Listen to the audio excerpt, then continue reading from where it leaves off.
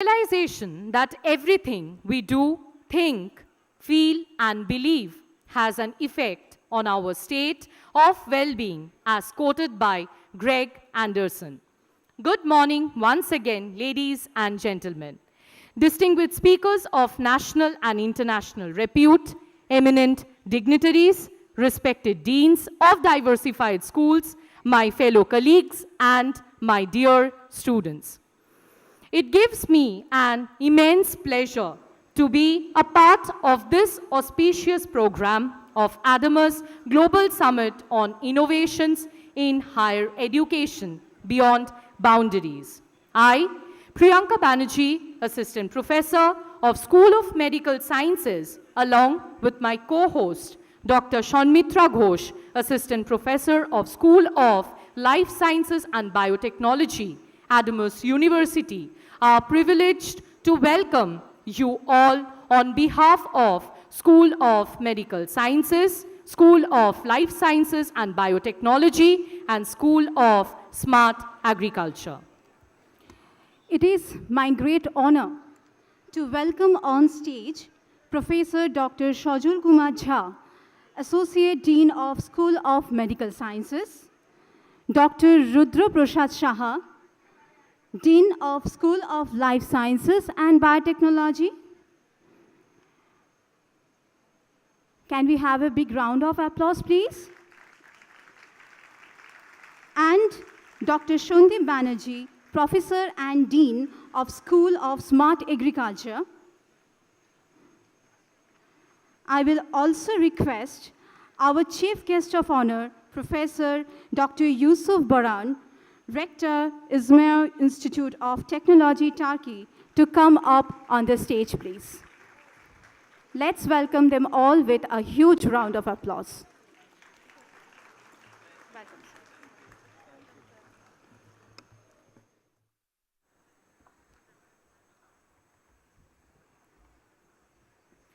I would request Professor Dr. Shajul Kumar Jha, Associate Dean of School of Medical Sciences, to kindly felicitate our chief guest, Professor Yusuf Baran, Rector of Izmir Institute of Technology, Turkey. Sir, please.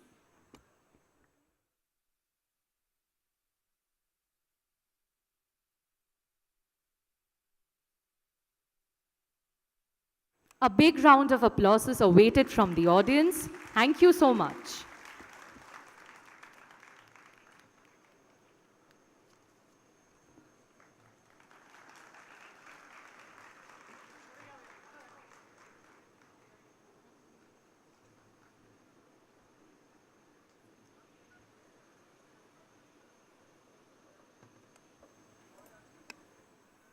May I now request Dr. Rudra Prasad Shaha, Dean of School of Life Sciences and Biotechnology, to introduce the participating schools over here.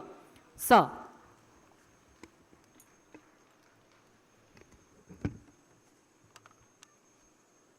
Thank you. Good morning. Good morning, everyone. Professor Yusuf Baran, Rector, Professor Tushar Kanti Nath, Deans of respective schools, dignitaries, faculty members, and students. I am Dr. Rudra Prasad Shaha, Dean of School of Life Science and Biotechnology. On behalf of Adamas University, I would like to welcome you all to this academic congregation to celebrate the event of Adamas Global Summit 2022. The main purpose of the event is to foster various innovative approaches for strengthening our higher education system from a global perspective, and that's why we have gathered here to put a milestone towards the innovation in higher education beyond boundaries. Today, in this session, our main focus will be on healthcare. For the last 2 years, because of global pandemic, COVID-19, that taught us so many things, and one of them is the importance of collaborative research. And the outcome of that research is that we got the vaccine within 12 months to combat this kind of deadly diseases. We need to remind each other at every moment of the significance of wellness and the development of modern trends in the domain of healthcare. Adamas University is also no exception to the rule and always puts a very strong effort into the development of research environment on a larger scale. Various collaborative and renowned universities and research centers throughout the world help to nourish this avenue, and we are always looking forward to it. Today, this session is dedicated towards the students of 3 schools: School of Life Science and Biotechnology, School of Medical Sciences, and School of Smart Agriculture. The schools are actively involved in research-driven academics. Faculty members and students are always encouraged for national and international grants and publications to take the research environment to another level, and we are gradually succeeding in this to become self-reliant. We have received various scientific grants, both from national and international agencies, to pursue high-throughput biological researches in these areas. We have established various modern, up-to-date research centers, including the Stem Cell Research Center, which is one of the centers that is only available in the eastern part of the India. Also, to foster young minds dedicated to the field of biological research. Our faculty members and students have published more than 500 research papers in last 5 years in reputed international publishing houses to maintain a very high standard of research. Today, with us, we have a very eminent speaker, Professor Dr. Yusuf Baran, Rector, Izmir Institute of Technology, Turkey. Incidentally, he's also professor in molecular biology and genetics, and the subject is very known to our students, and I'm very much sure that you will be very much delighted to hear the research, the topic that he's going to talk to us. So with that, I'm going to stop here, and we are looking forward to your talk, sir. Thank you. Thank you very much.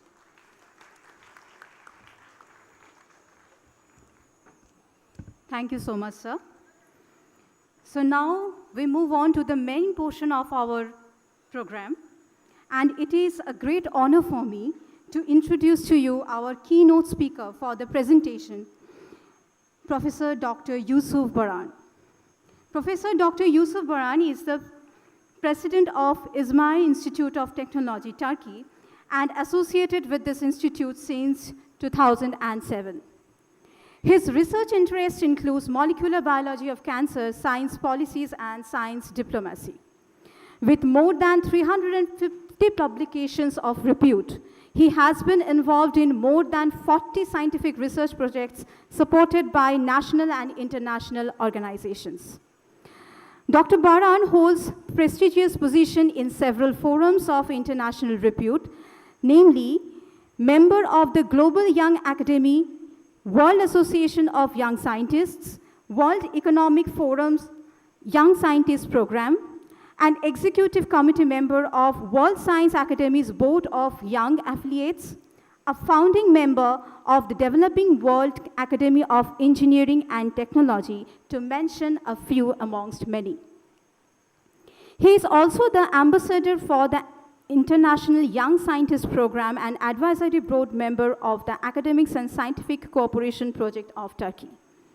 His scientific achievements have been recognized by several national and international accredited institutions, and he has received more than 100 awards. Among them, the most mention-worthy are the 2013 Young Scientist Award by WEF, Most Outstanding Young Scientific Leader of Turkey in 2014, the Young Member Honor in 2015 by World Science Academy, Outstanding Young Scientist Award by Turkish Pharmaceutical Academy in 2017, by Experimental Hematology Association in 2016, by the Science Heroes Association in 2013, and by the Turkish Academy of Sciences in 2010. So without any further delay, let's welcome Dr. Yusuf Baran, our guest of honor, for his much-awaited talk entitled trends in healthcare towards wellness with a huge round of applause.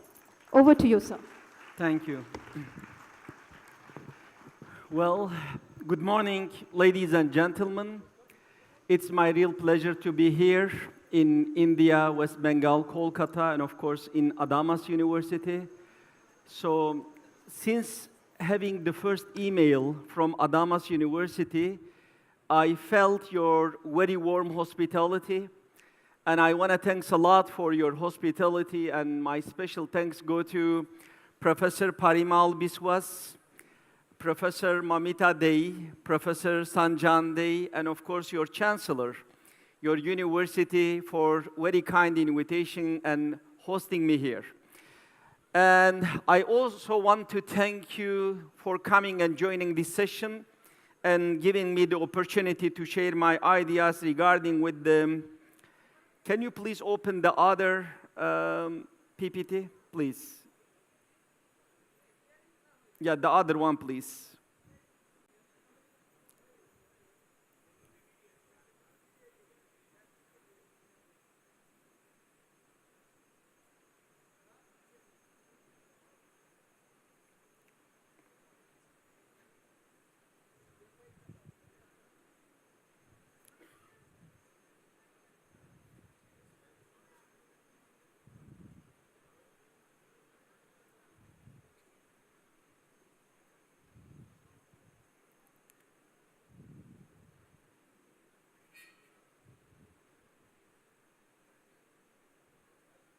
Okay. So I'm going to talk about trends in healthcare and towards the wellness. So what can you see on the figure? There is a small family living in a cave. They either hunted an animal, killed him, and then with the blood, they put their hands in blood, and then they leave these trays on the walls of the cave. Or they got some paints from the plants from the nature, and they did the same. I mean, they put their hands in their paint, and then they just push it onto the walls of the cave. Well, it has been 4.53 billion years that we have the universe. And only in last 200,000 years that Homo sapiens is living on the earth. And since the beginning of the life, the main thing that we are searching for, we are living for, we are looking for is to be immortal. No living organism want to die. We all want to survive, and we want to have a limitless lifespan. But biologically, we should die, right? Biologically, there is an end point for any kind of living organism. If you are an Escherichia coli, you have 20 minutes. If you are a Homo sapiens, you have around 80 to 90 years. Or if you are an olive tree, you have 1,000 years to survive, to live. But then all the living organism will end, will stop, will pass away. Since we couldn't find an immortal life for Homo sapiens, then we started to leave certain traces on the world. And these traces provide an immortality for Homo sapiens. Sometimes you write an article, you write a book, you leave a structure like bridge or mosque or church or something, and then people can remember your name for thousands of the years. This is the main deep part of Homo sapiens, immortality. And since we cannot provide this biologically, then we should leave the traces on the earth and then make a difference. And here you can see whenever there is a cement, then you can see we just write our names, we put the dates, so we leave some trace on them. And the same is true for the chairs we have on the school. We write our names or our beloved ones, we write the dates, and then we leave a trace, as you can see here. And this is the main subgenus of the depth of the Homo sapiens. And the second one, the second important thing that we are looking for is never enough, right? Whatever we have, We will never say that this is enough. What car you have, you will ask for more luxuries. What house you have, you will ask for more luxury house. Whatever your salary, you will ask for more. And we will always demand for more and more, and we will never say it's enough. If you think about the Homo sapiens, as I told you, we have been around for the last 200,000 years old. And here you can see at the beginning of the life on the earth, we were just using our manpower in order to protect ourselves, protect our families, and in order to feed ourselves. Then we educated animals in order to serve to us. We trained horses, then we started to go further, right? We trained the cows, then they did more for us, or elephants. And then in last 260 years, we started to have industrial evolutions, right? And here you can see on 1716, the first industrial evolution was there, then the second, and then the third, and then the fourth. So the fourth one was at the beginning of 2000s. And very interestingly, after 2000, we cannot define any industrial evolution. How can you define it? Is it an information time, or is it an artificial intelligence time? Is it a digitalization time? So we can't define, and there is no border, as you can see over here.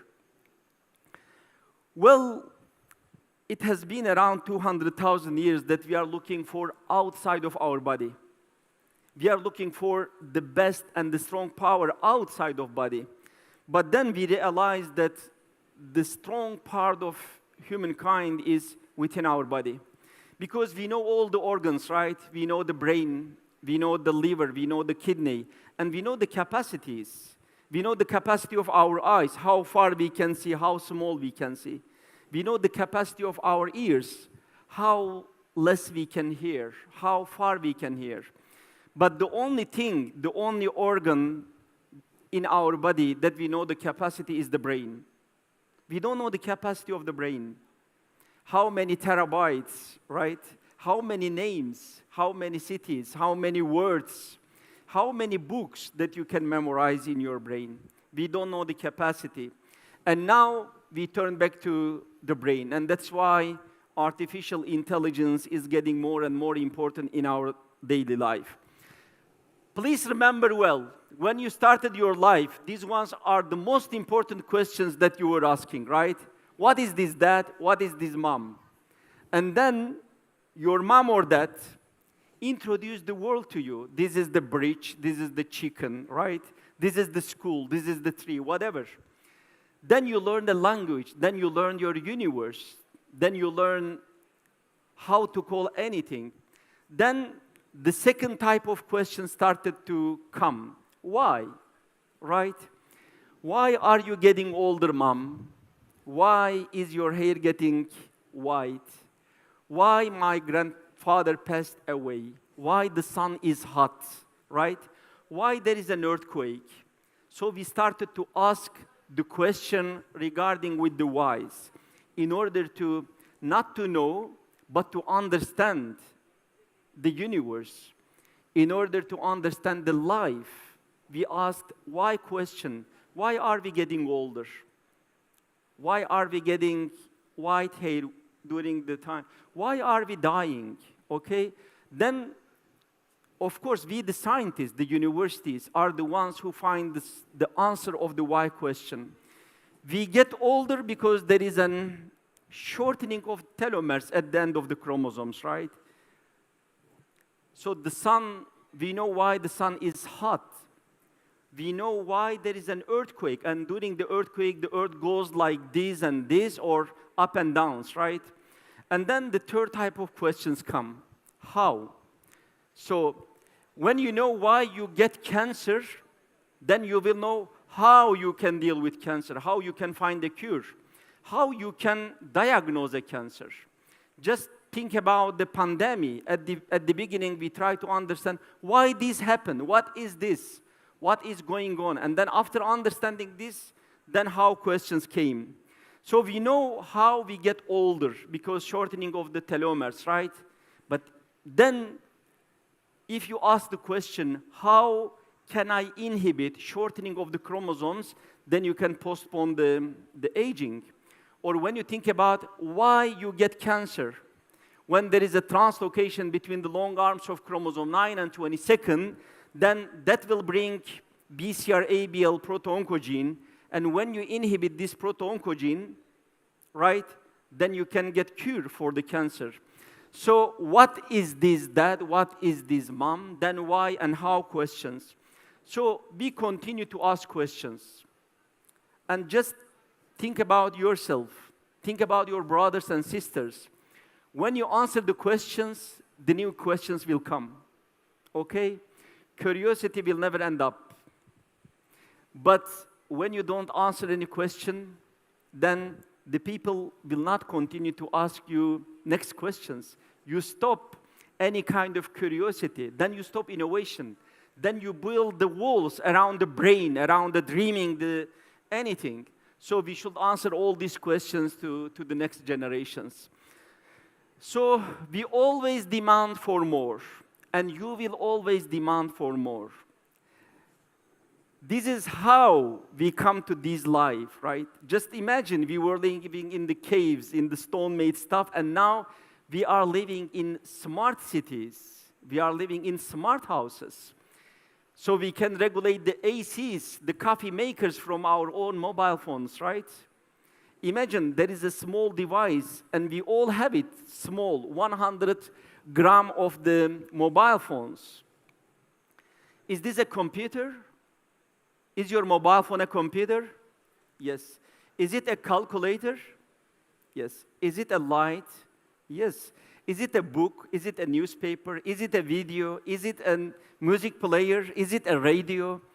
It has a lot of things. You don't need to build thousands of meters square of the libraries because all the world's books come and fit into very small device, right? We started not to read the newspaper. We missed the newspapers because everything is just in this small box. And imagine and think about Homo sapiens. We were walking all around, 5 kilometers a day. Then we trained the horses. Then horses take us to the longer, right, 30 kilometers. Then we discovered the cars. Then we discovered the helicopters. Then we discovered the planes, airplanes. And now in Turkey, we produce airplanes without any pilots. They just autonomically, they fly in all around the countries. And we never say it's enough. Well, I'm a geneticist. Can you hear me, the backside? Can you hear me? Perfect. So I am a geneticist, and I work on cancer biology. And during the time that I get bored with the cancer, then I moved to stem cell research. And this is one of the research that I did when I was bored with the cancer. Here you can see there is a rabbit over there. Let me show you from here. So this is a rabbit, okay? First, we removed all the hairs, and then with an electronic device, we cut the bone, okay? And every single day, we turn this stuff to one point, and then, as you can see, there was a break over here. There was a gap between the bones from here and from there. And then we isolated mesenchymal stem cells from the adipose tissue of the same rabbit here. And here you can see the radiographic film of the bone. There is a big gap. And then we introduce mesenchymal stem cells that we get from the rabbit to this gap site. And here, after 8 weeks, the gap is filled. A bone regeneration was there. And this data showing the tissue and the cell line samples of the mesenchymal stem cells that we introduced to the rabbits. And at the end of this study, we provided a generation of bone within that gap region. And all of our analysis showed that this region, this bone formed from the mesenchymal stem cells that we introduced to the animal is as strong as resistant as the other bones. Which means, ladies and gentlemen, when you have science, when you believe in science, when you trust in science, science can elongate your height, right? You can increase your height. It is not only this one. We ran this study in 2010 in Turkey, and I was one of the group member of this study. So normally, when there is a problem with the small intestine, you got transplantation. It costs you $1 million US. 1 million. And the patient can live for just 6 months.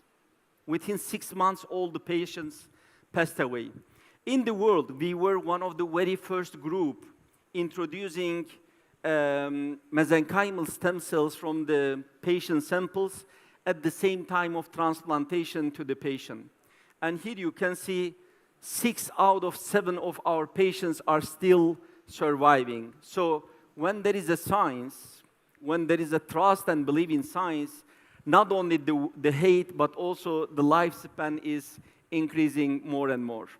And over here, dear friends, you can see in 1963, the first liver tissue was generated. Then first liver transplant was taken in 1987. And then we started to grow the tissues from the stem cells. And of course, after 2015, we started to bioprinted liver tissue. And in Turkey, we have a center, which is number 2 in the world and number 1 in Europe, for the transplantation of any kind of organs and the tissues.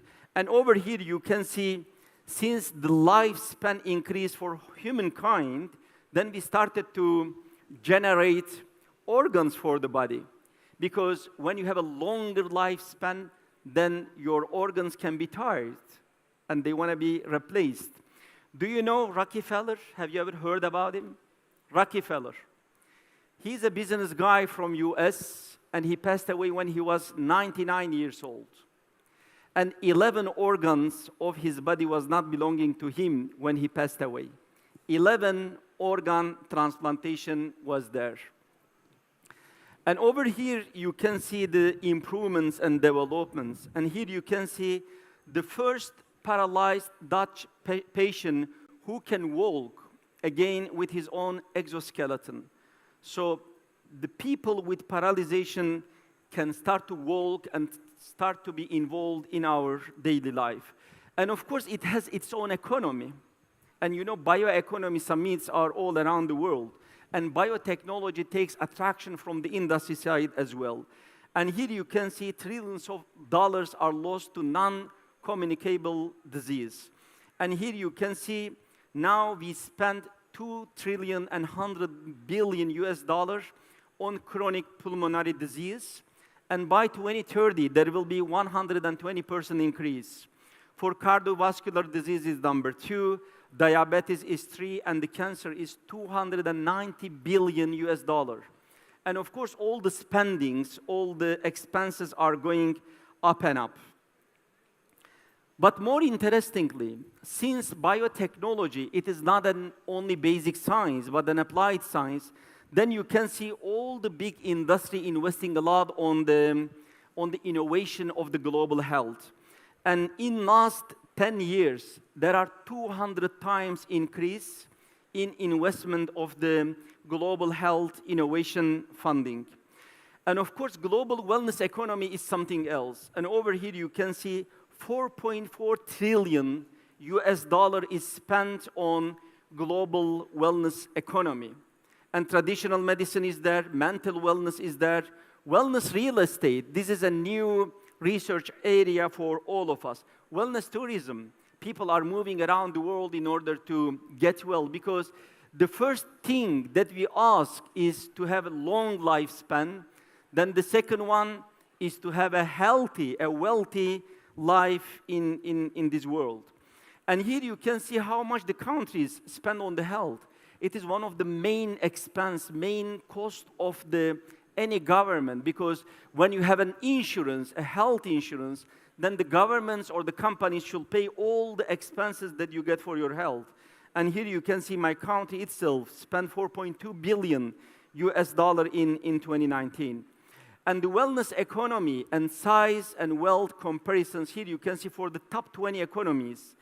And you are number 2 in population, number 6 in GDP, and you spend 77.6 trillion US dollar in India for 2020.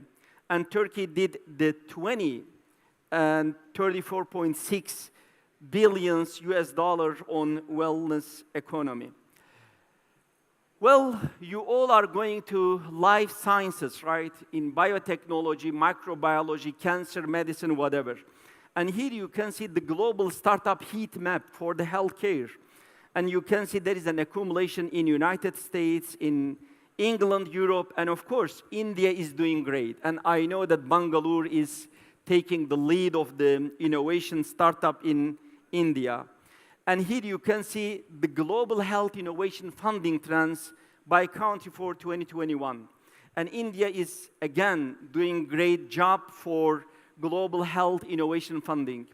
In Turkey, the investment for the startups went like 10 times more from 2020 to 2021. And this is a general approach for all around the world. And here you can see the India from 2017 to 2021, there are like 6 times increase in investment of the global health innovation. And of course, the trends are changing as well. Trends are changing within the consumer or the payment assurance as well. Look, what consumer says, 70% of consumers are confused by medical bills. Why this bill came to me? 56% will not be able to pay a 1,000 plus medical cost. And 93% of consumers were surprised by the medical bill they have. And of course, where should we put universities within this ecosystem? Universities are the factories producing human capital. Train the students, develop them, then prepare them for the futures. And we are also the stations finding the questions of how and why. So before 2000s, we were only involved in the answering why questions. Why? But now all the universities, together with their techno parks, with their techno ecosystems, we are trying to find out the how questions as well. And at the end, dear friends, there are 17 Sustainable Development Goals determined by the United Nations. And all the countries, the governments, the societies, the universities are trying to contribute these Sustainable Development Goals. But please just think about the beginning of the COVID-19. Just think about the beginning. In 2019, December, we put all these 17 sustainable goals into a basket, right? And then we just focus on sustainability of Homo sapiens, sustainability of our lives, because we were reacting any COVID positive one as if he got a brain cancer, right? And he will pass away in very short time. But then we started to understand what is going on, why and how questions. And then we started to live with COVID, then work with COVID, then socialize with COVID. So the pandemic was there, but we all are here as well. Then we get used to live together with pandemic. But in order to achieve all these 17 sustainable development goals, in order to achieve how to live and survive with the pandemic and with many, many different disorders, disease, of course, we should work hard at the universities. So what are the healthcare trends for the future? Here you can see the top 10 healthcare trends and innovations in 2022. The first one is artificial intelligence, Internet of Medical Things, telemedicine, big data, immersive technologies, 3D printing, mobile health, blockchain, cloud computing, and genomics. And when you check all these new technology trends for the health, you can see the involvement of technology over there. Technology is everywhere. Technology is in agriculture, in tourism, in health. So when we improve more and more technologically, then the life quality, the city quality, and they all are going up and up. So what do we mean by artificial intelligence? Imagine that you are a medical doctor and you practice 100 patients per day. Then it means you are practicing 2,000 patients per month, 24,000 patients per year. Let's say you work for 40 years, then you got 480,000 patients throughout your life. And this is the whole experience you have. But when you think about the artificial intelligence, you have all the data from around the world. And then you decide accordingly. You diagnose, you treat, you follow up accordingly what you have. And we do the artificial intelligence for diagnosis and treatment, for accuracy, for after-hours care services, and of course for the interaction as well. Internet of Medical Things is the second new trend in healthcare. And over here you can see the number of medical technologies is more than 500,000. And you can see the wearables, physicians, smart belt, hospital, diabetic device, diagnostic center, they all are one to the Internet of the Medical Things. Telemedicine.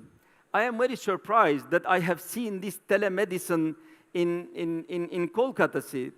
So this picture I have taken just 3 days back, and over there was an advertisement showing that if you call us, we will turn back to you 15 minutes, and within 2 hours, you will get your medicine to home. So you already started this telemedicine stuff in your country. And at the end here, you can see on the left down side of the picture, so you don't need to go to doctor. You just call him, her, and then she will answer, and you will start to get your medicine. Big data and analytics.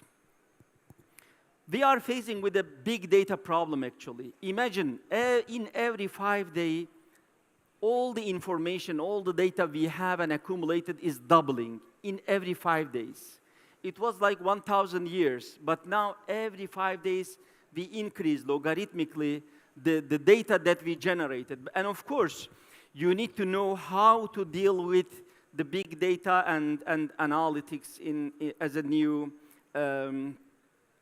trend in healthcare. Another one is the immersive technology, and it's going to change the way people train, learn, and work. It is not only for medical sciences, but for any kind of science. This innovation technology provides solutions in the form of augmented reality, virtual reality, and mixed reality as well.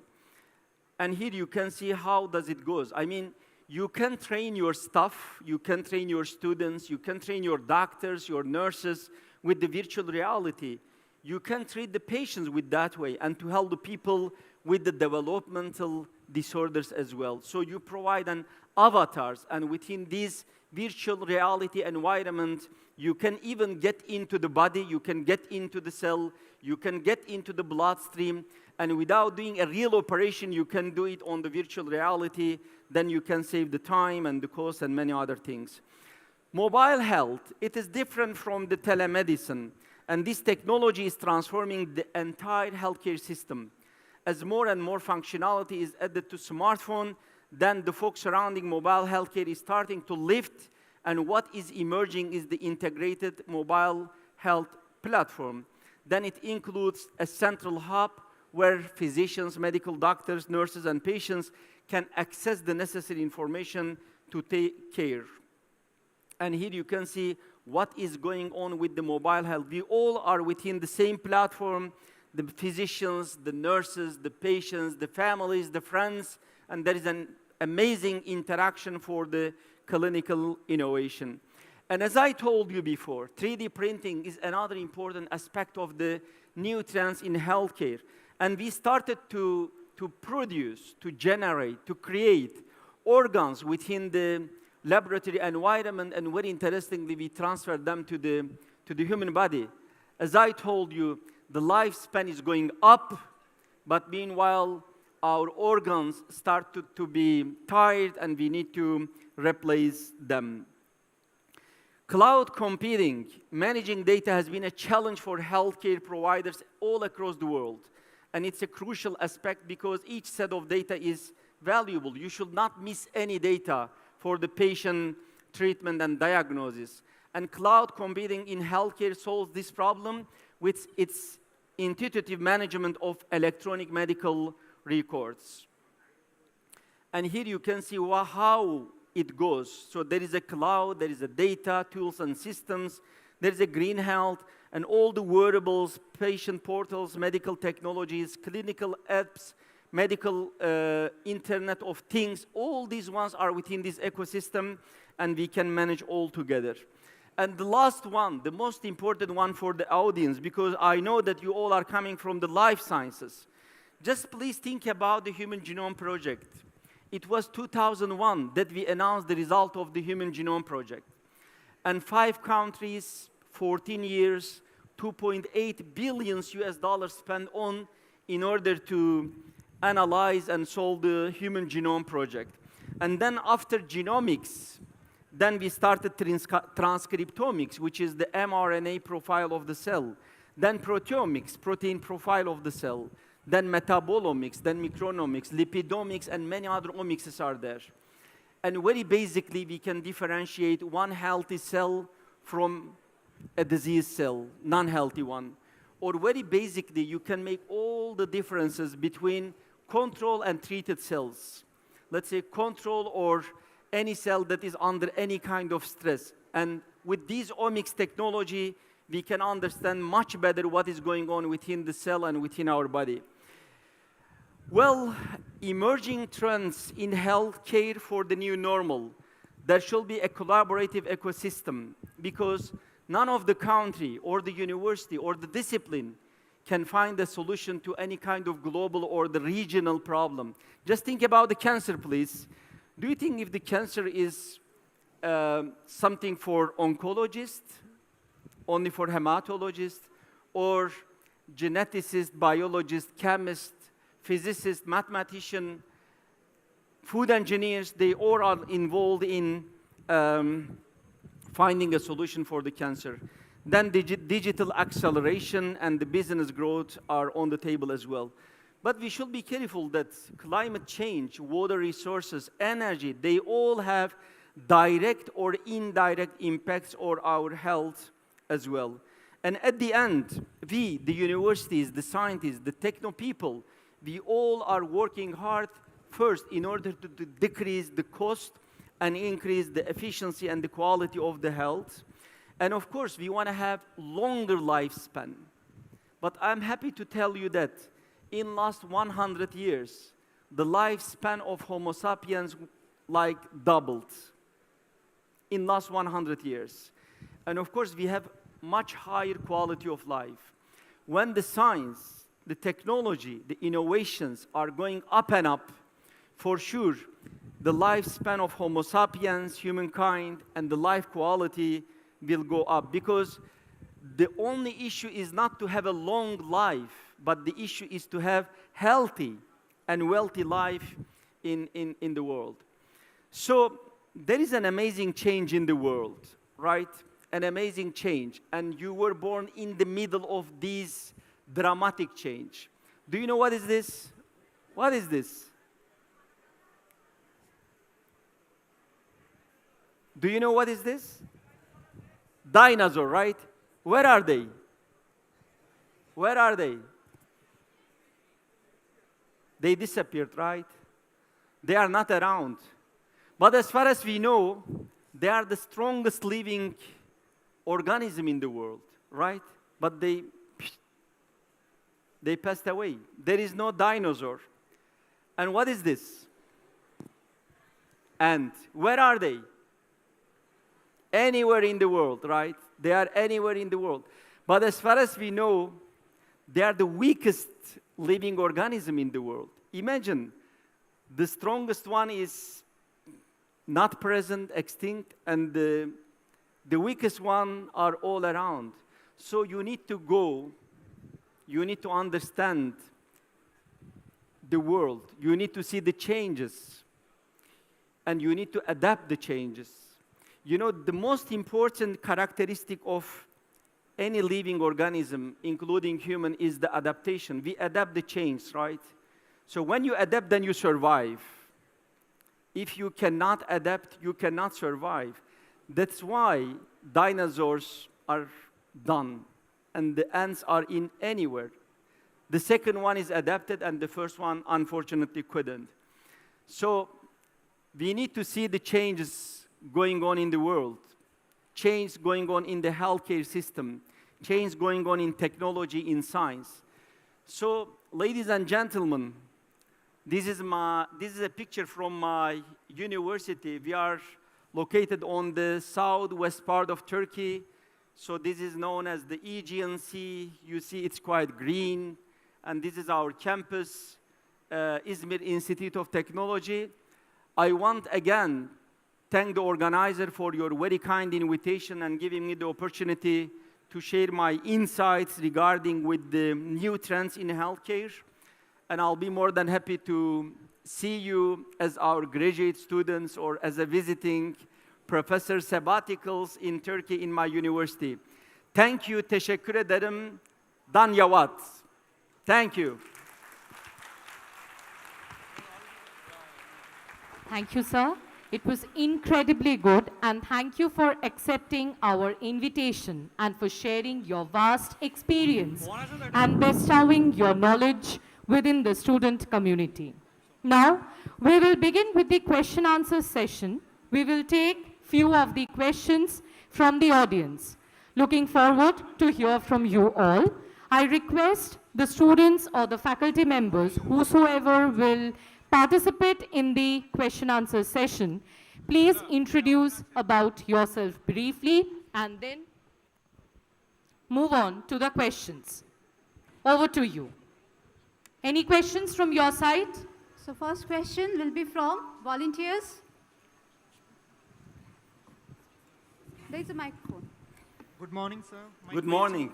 Sir, my question is, what are the lacunas with respect to current I healthcare can't sector, and Say again, please.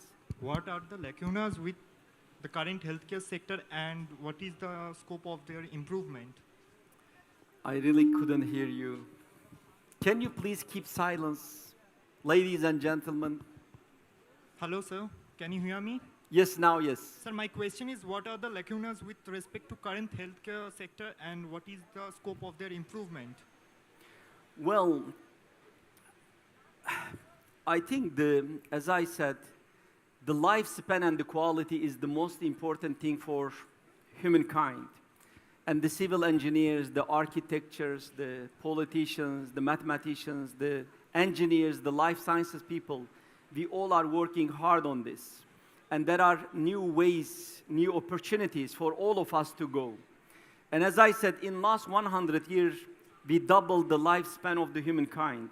And I already talked about the new trends, new research ideas in order to invest more and more in the healthcare system and improve the quality and the lifespan of humans. Yeah. Thank you, sir. Thank you. Thank you, sir.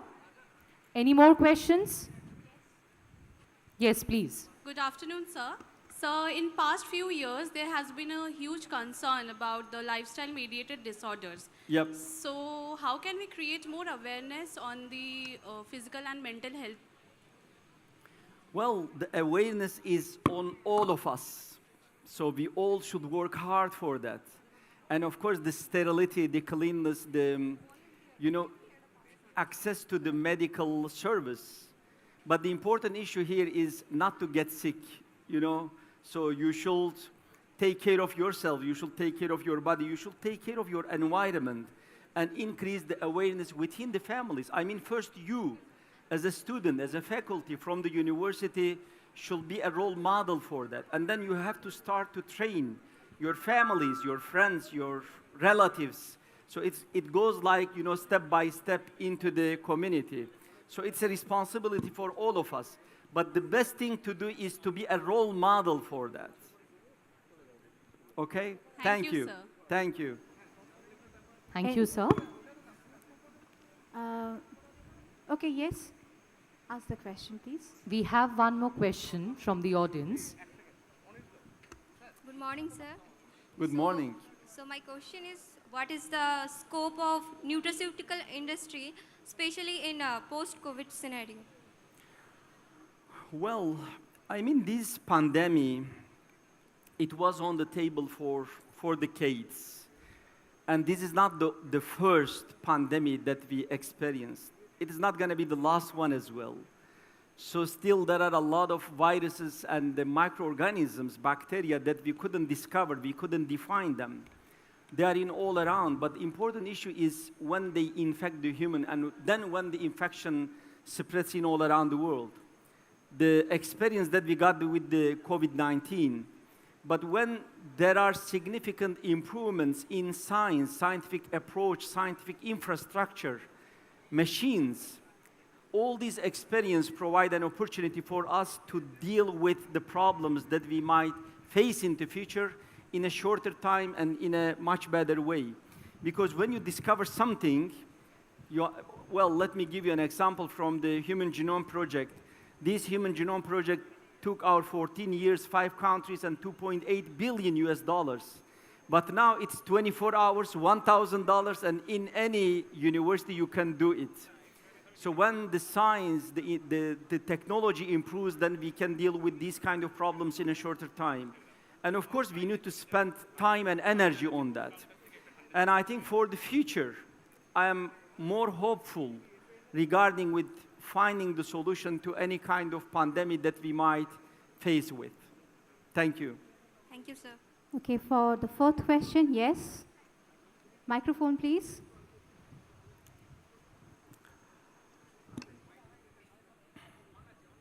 Hello.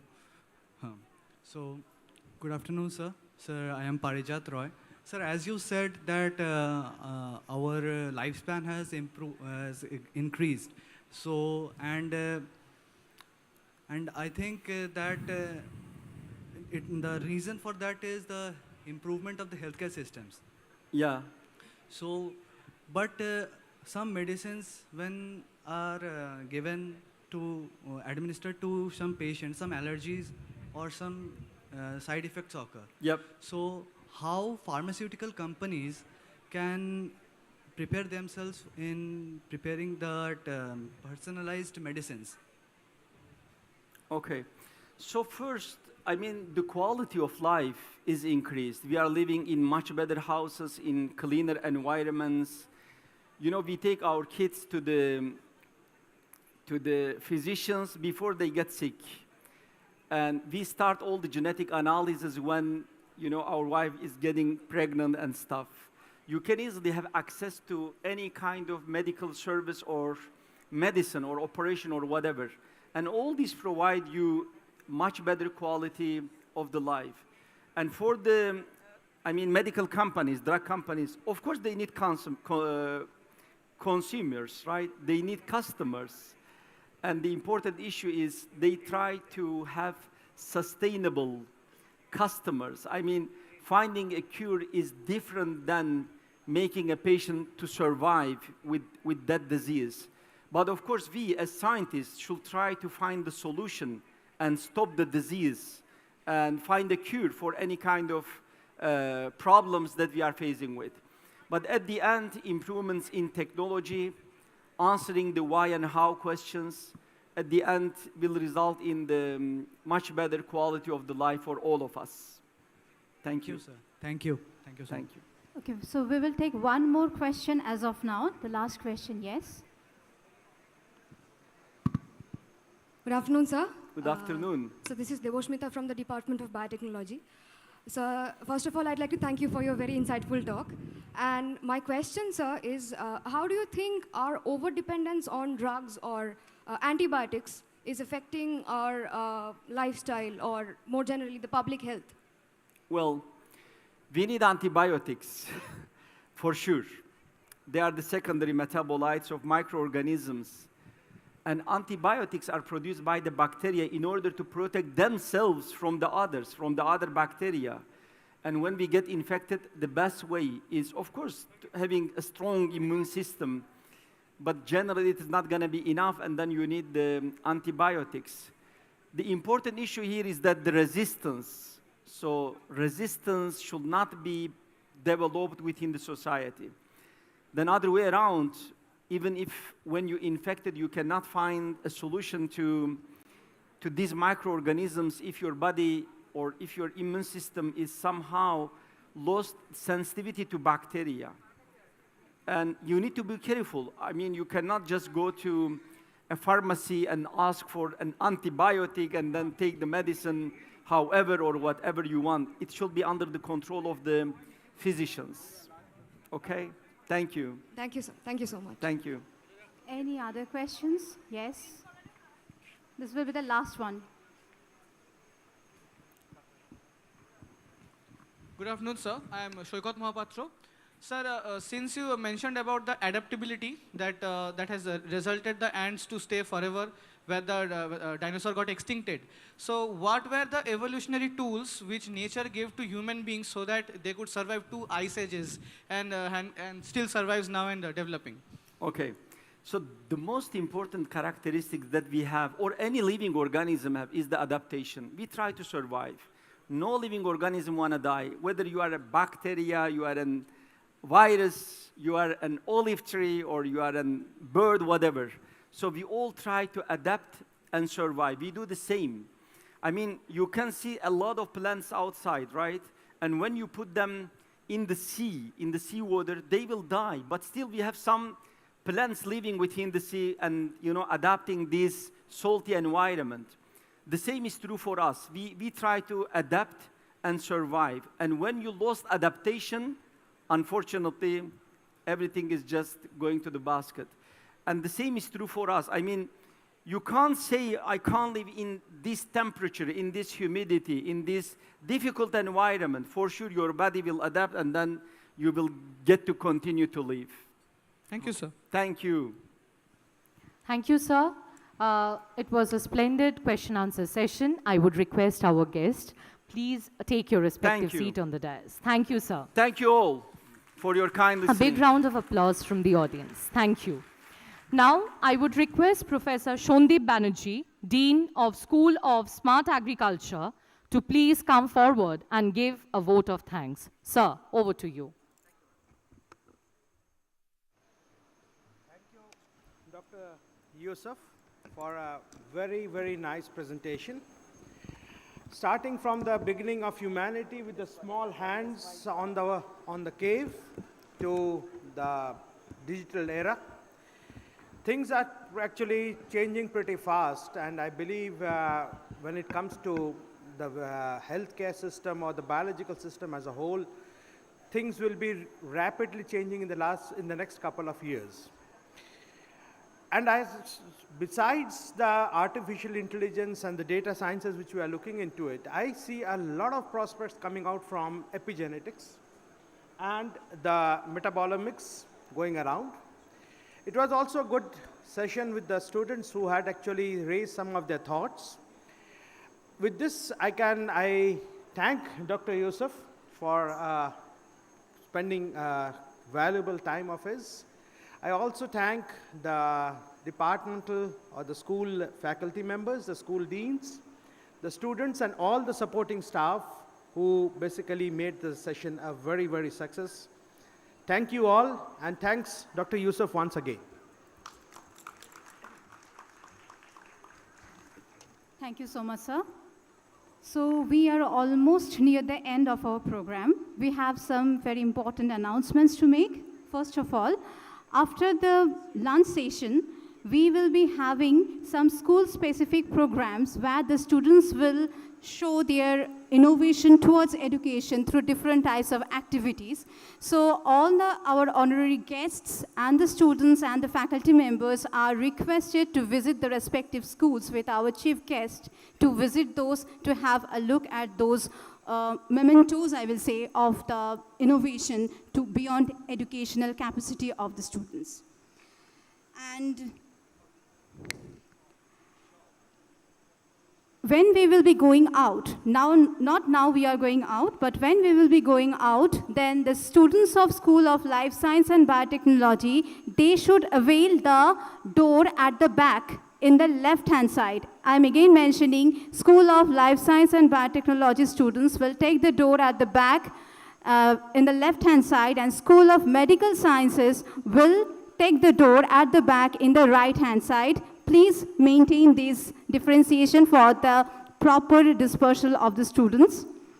And before we head towards the lunch, I will request all the participants, students, and the faculties to wait, as there will be a group photo session here with our chief guests. So first of all, I will request the faculty members of School of Life Science and Biotechnology to come up on the stage, please, to have the photo session.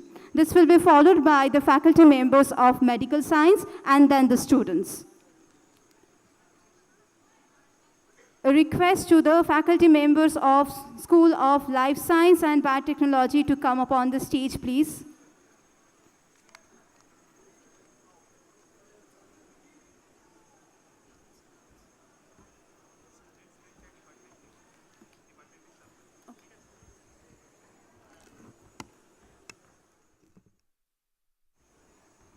All the faculty members of School of Life Science and Biotechnology, please come up on the stage, please.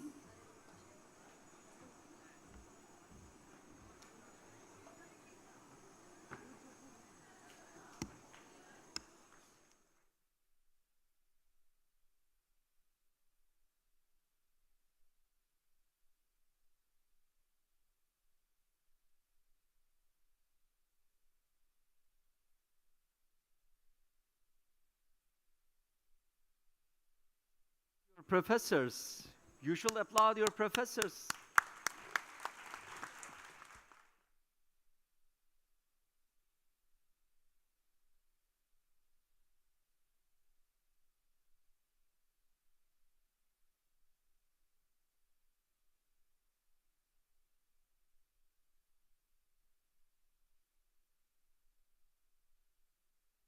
Now I will request all the faculty members of School of Medical Sciences to come up on the stage, please.